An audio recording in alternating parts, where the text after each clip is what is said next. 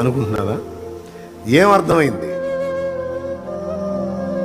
పేద విధవరాలి 2 కాసులు నా ప్రభువు గుర్తించి గౌరవించి ఘనపరిచినట్టు, ఇతరులతో పోల్చుకోకుండా దేవుడు నీకు ఇచ్చిన కృప ఏదో గుర్తుపట్టి నీకున్న అవకాశాన్ని, దేవుడిచ్చిన వాటిని వినియోగించి దేవుని కొరకు బ్రతకాలి. నువ్వు దేవుని కొరకు క్రియ చేయాలి. నువ్వు దైవ చిత్తము, దైవ సంకల్పం నెరవేర్చాలి.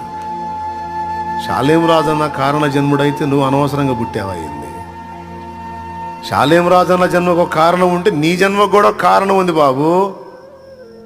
ఇక్కడ అనవసరంగా పుట్టిన వాళ్ళు ఎవరున్నారు? ఏ కారణం లేకుండా. మీరు ఒకళ్ళు చెప్పండి, అసలు అనవసరంగా నేను పుట్టాను బెదరు అని ఒకళ్ళు చెప్పండి.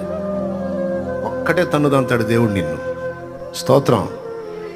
అనవసరంగా పుట్టావు నువ్వు అంటే అనవసరం రకాలను భూమి మీద పంపించి అనవసర పనులు చేసి అనవసరం అండి నేను.